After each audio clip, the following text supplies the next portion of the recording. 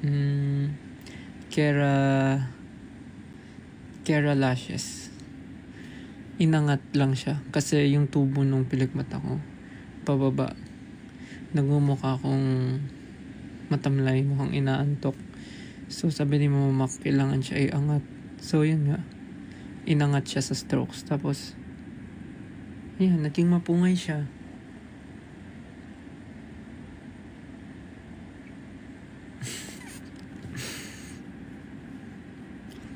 Saan ako nagpa-piercing, halo-halo.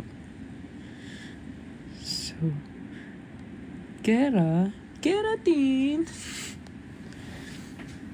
So, yung una kong butas ay butas na lola ko nagbutas. Ang ginawa niya, totoong hikaw, tapos ininit niya sa,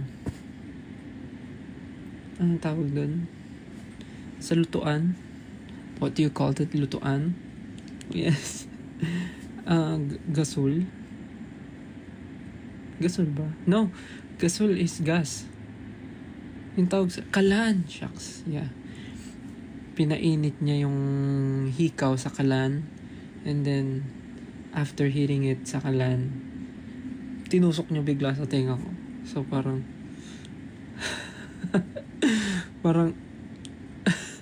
no, parang sabi niya nun, habang pinapainit niya yung hikaw, pitik-pitikin ko daw yung tenga ko para daw mamula tsaka mamanhid. So, ganun ginawa ko. Pinitik-pitik ko siya, kinurot-kurot ko siya. Kinurot-kurot ko siya para mamanhid. Tapos, after ilang minutes, bumalik na yung lola ko. Tapos kita ko, parang, kita ko yung, di ko sure di ko nahawakan, pero parang nararamdaman ko yung init nung dulo nung hikaw. Tapos biglang sabi niya, "Uy, tutusok ka na. 1, 2, tusok." Hinila niya niyang ganun. Dito ba yun? Parang dito yun. Hinila niyang ganun. Tapos ginanon ng lola ko. Parang nalala ko nga medyo nag-stuck pa yun ng konti kasi parang makunat ata pa yung ko nun, tenga. Pero parang ko nun, ilang taon ba ako nun? 15? 14, 15, mga ganun. Yun ata yung age ko nun. 14, 15. Yung nagpabutas ako ng tenga sa lola ko. Di ko malala kung both ba yun or isang tenga lang. Right. Isang tenga lang. Isang tenga lang yun. Nagpabutas ako sa lola ko. Tapos, next na is parang meron ako isang butas ng tenga, di ba? Isang butas sa tenga. Then, I remember when I was active pa in K-pop cover dance, marami ako, dun sa circle of friends ko, yung tropa ko, syempre dati, feeling ko pwede man ikwento, Diyos ko, ilang taon na ako. So, umiinom ako with my friends, dun sa tropa ko, umiinom kami.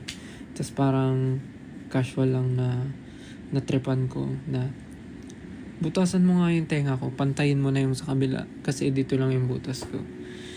Sabi niya, paanong butas? Sabi ko, butasan mo na lang kahit karayom or aspile. Sakto nagiinuman kami nun sa bahay ng isa pa naming tropa.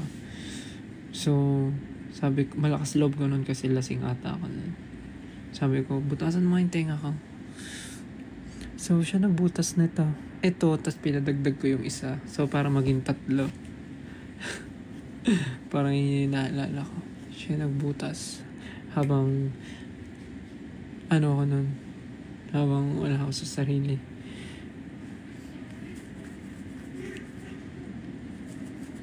Tapos yung iba, the rest is history. History! Ano yun?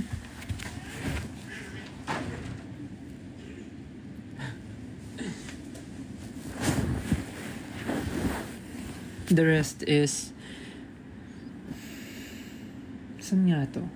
Parang may isa akong butas na I remember...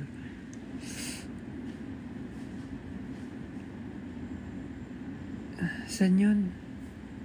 Sa Taft ata yun eh. Sa Taft. Dalawa. Itong isa... Oo nga no, ba't wala tong nakasuksok? Butas ba to?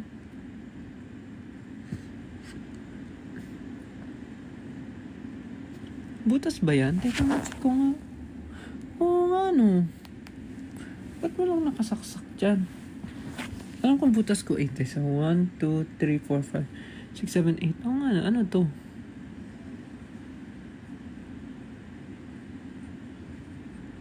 Wala ba to?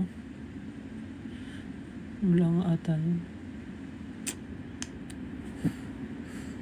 Hindi yung this one and this one sa Taft to. Naalala ko. During trainee days. Trainee days, parang sabi ko, parang gusto ko ng thrill sa buhay. Gusto ko butasan kabilang side para mahirapan ako matulog. Para straight lang, ganun. So, pinabutas ko din. Totoo nga, nagka-thrill ang buhay ko.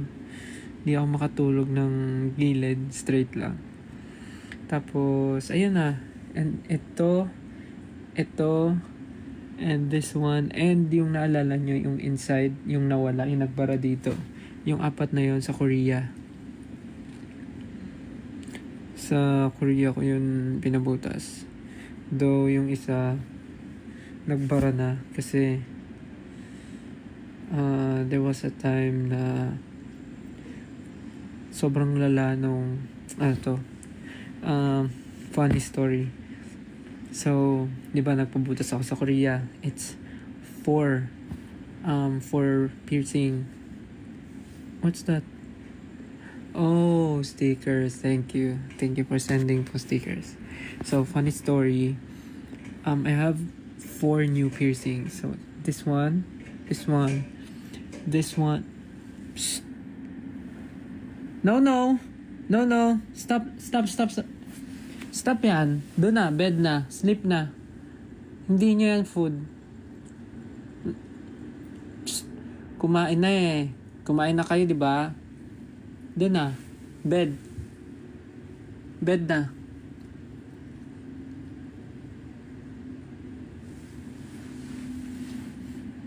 No. Hindi yan sa'yo.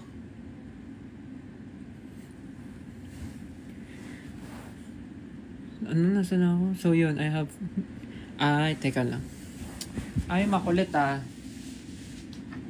No. Hindi yan sa'yo.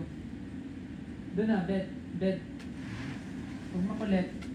Hindi ka na. Busog ka na eh. Makinalagsan mo. Bed na. Bed. Ako. Kami. Bed. Sit.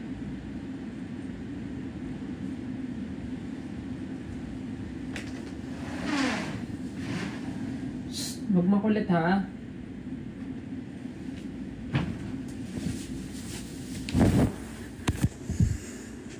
Sana, sorry. Nawala na yung kinikwento ko. So, yun nga, meron akong bagong 4 na piercing. Ito.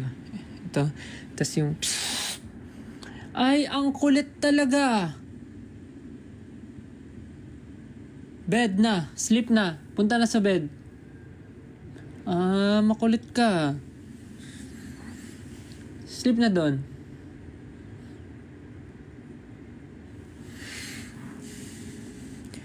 Tapos, there was a time na sobrang inatake ako ng migraine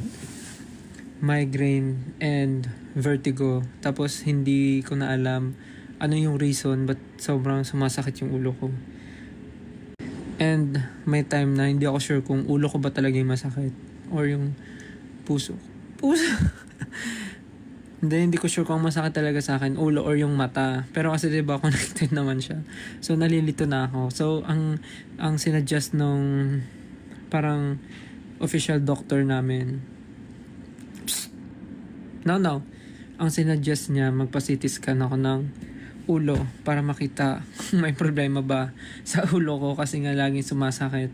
During tour, sumasakit. Tapos once na umatake siya, wala. Whole day akong nangihina, hindi makakilo, suka ng suka, tapos sobrang sensitive ako sa light. So yun, pag umatake siya, ganun yung nangyayari sa akin. Parang I remember na sa New York kami nun, merong isang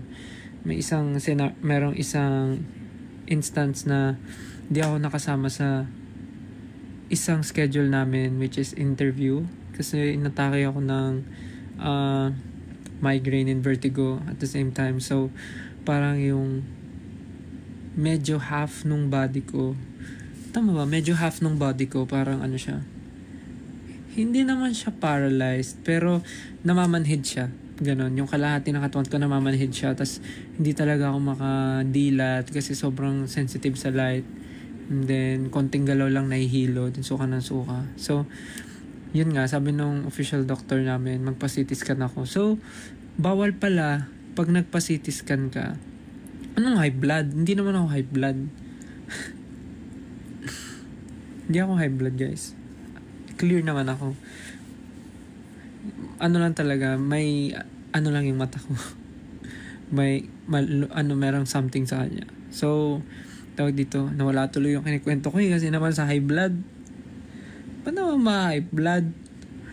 So, sa CT scan pala, bawal yung may mga metal sa katawan mo. So, hagoy talaga.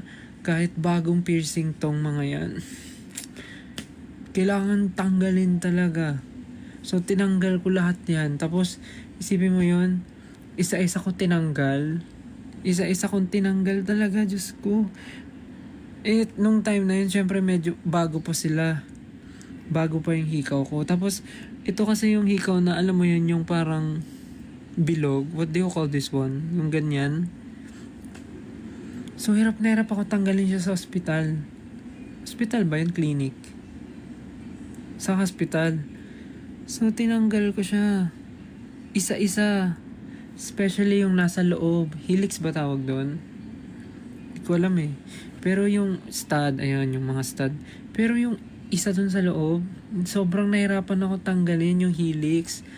Pero kailangan talaga tanggalin kasi nga bawal sa CT scan. So, tinanggal ko siya. No choice ako eh. Tapos, dumugo siya. Sobrang dumugo siya. Rook. Rook. Ayun, parang tama nga, rook nga. Nalala ko. Di ba rook ito? Anyways, basta yung nandyan, tinanggal ko yung nasa loob. Dumugo siya. Tiniis ko talaga para dun sa CT scan na yun. So, yun, naalala ko. Then, after kong magpa-CT scan, good thing naman, na-clear. Wala namang nakita ng something. Wala naman akong problema. Walang ang next dito, I check up. So, baka may kailangan paggawa talaga sa mata ko. Baka specialized specialized eyeglasses. Hindi ko sure, but yeah, yun na yung next na gagawin. So, going back to the story, yung sa earrings ko, after ng CT scan, so, dali-dali ko silang binalik kasi nga, bagong butas halos bagong butas. So, bawal siyang matanggal yung hikaw kasi baka magbara, fresh pa yung sugat. So, binalik ko ulit siya kahit dugo-dugo yung tenga ko, yung kamay ko tugong-dugo. Kasi nga, pinilig ko tanggalin. Pero, pagdating dun sa may rook, wala talaga mga dzay. Wala. Hindi ko na siya nabalik kasi sobrang sakit. Tapos, pag natusok ko na siya, hindi ko na mahanap yung kabilang side ng butas. Kasi kahit anong kapa ako, hindi ko siya makapa yung butas sa part na yun. Kaya, so, ayun na. Nag-give up na ako. Hindi ko na siya pinilit ibalik kasi sobrang sakit. Sabi ko na lang sa sarili ko, pag bumalik na lang kami ng Korea, papabutas ko na lang siya ulit. Kasi sobrang gusto ko talaga yung sa rook na yun. Sayang. Well, that's life. Ano yung pa-laser? LASIK ba yung sinasabi nyo? Is it LASIK? Gawa ka alarm for us. Zay, sana okay ka na. Okay naman ako. Kailangan lang talaga, okay, so yung nagtitrigger ng migraine ko is, muna pag kulang sa tulog.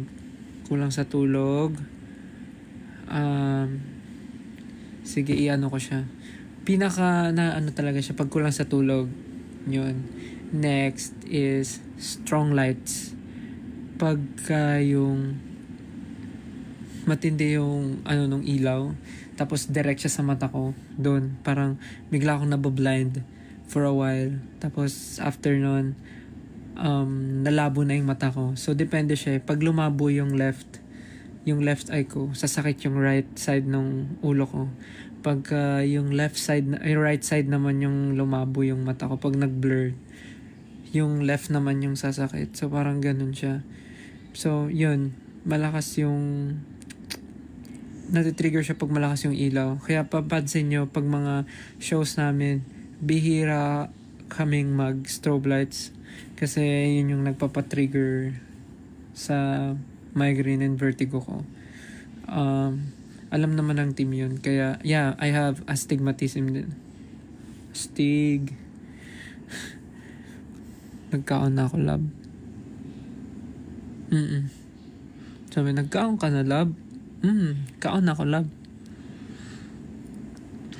Tapos yun, nasa rider naman namin yun, sa lights, na hindi pwede na magpa-strobe ng sobra and directly sa amin sa stage kasi atakihin talaga ako, Jai. So yun ang story. Ano pa pala, nakalimutan ko. So pagkakulang sa tulog, tipong 2 hours, 3 hours, parang 2 hours tulog tapos biglang gigising ng maaga, ganun. Tapos dire-diretso walang pahinga. Yun. And then strong lights. Next is pagka yung scent, yung sobrang floral, yung sobrang mabulaklak na amoy. Okay naman ako sa ganung scent, pero pag sobrang mabulaklak yung amoy, yun, isa rin yung sa nagpapatrigger. Yung sobrang lakas, yung sobrang bango na talaga, parang pag ginawa mong buhay yung Downy Antibac, Downy Passion, ganun. Kung ginawa niyo siyang tao at buhay siya at naglalakad, ganun. Pagka ganun yung sobrang, alam mo yung mga amoy sa, ito, don't get me wrong, I love the smell of yung mga bagong labang damit. Pero alam niyo yung mga mga amoy sa laundry shop, yung sobrang bango ng mga Fabcon, yun, pag yun naamoy ko talaga, isa yun sa medyo nati-trigger somehow yung migraine ko. Anong Zonrox? Fabcon nga eh. Ate ko naman Fabcon. Yung sobrang bango. Parang mali yung Zonrox mo. Tapos, siguro pinaka-least is paggutom. Paggutom talaga, like malipasan ng gutom, yun, isa rin yun sa nalakas magpa-trigger. Though, lately naman, bihira ako magutom kasi on time naman ako kumakain. Kaya yun yung dalawa sa, yung pinakadalawa yung mabilis yung effect. Kaya rin, yung sa strong lights, kasama dun yung paggamit ng phone.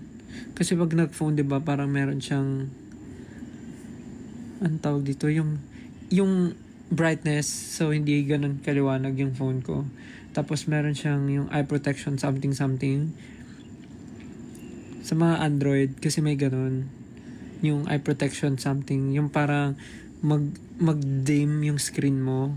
Tapos, parang medyo yellowish siya. May ganun. May ganun sa mga Android. May ganun sa Xiaomi.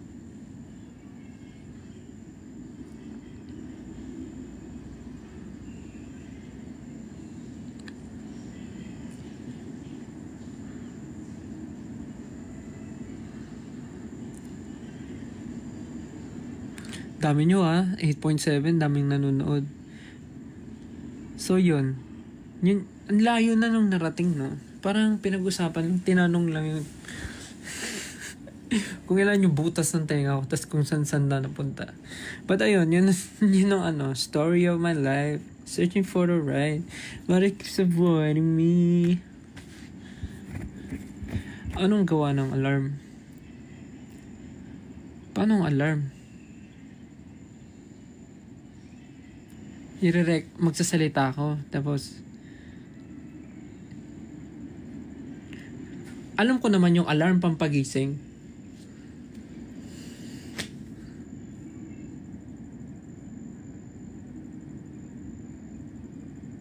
Like, magsasalita lang ako, tapos parang gagawin siya.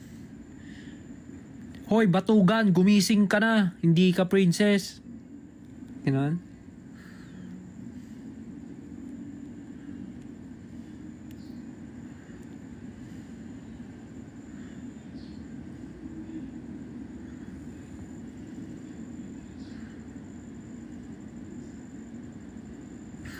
Hoy, gumising ka na. May responsibilidad ka pa.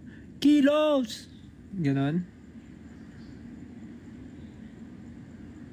O gusto niya yung good morning.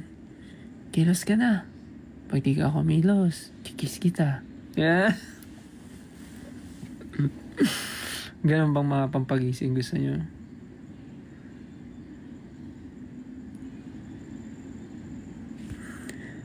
Hi babe.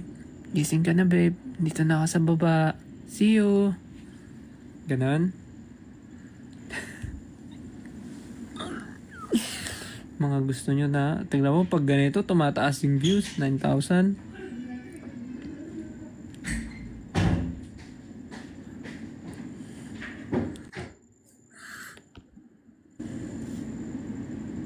Yan may alarm na. Pwede na yun.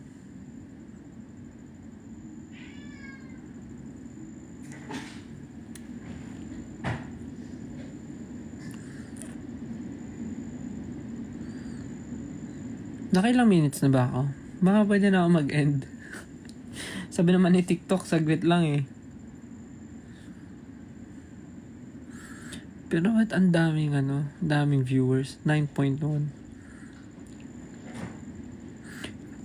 Anyways, so yun lang naman yung reason ba't ako nag-live.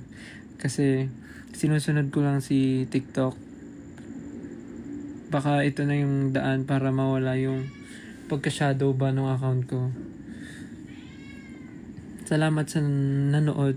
Kahit panandalian lang, mabilisan lang. 9.1 viewers. Thank you. Dami nyo. Bawi ako next time. Kailangan ko na rin magpahinga. Di ba nagkwento ko kanina, sabi ko bawal akong mapuyat. So, gusto nyo ba mapuyat ako? Gusto nyo ba sumakit ulo ko? Di ba? Hindi naman. Gusto nyo ba sumakit yung ulo ko? Di ba? Hindi naman. Tulog na ako. Pag sumakit yung ulo ko, alagaan mo pa ako.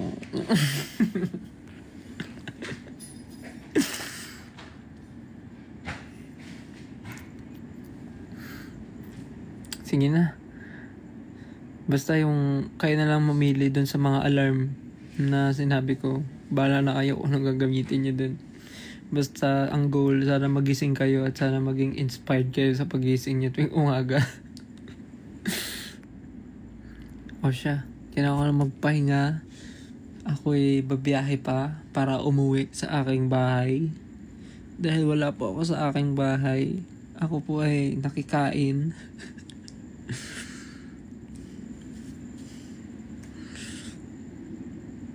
Babiyahe pa ako at maliligo. Actually, maliligo pa ako pag uwi. Okay, sige na. Thank you. See you soon. Matulog na rin kayo. See you. Bye-bye. Good night. Love you. Love you.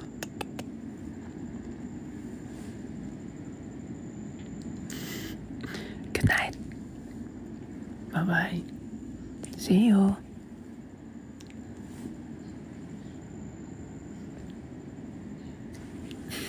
Bye-bye na.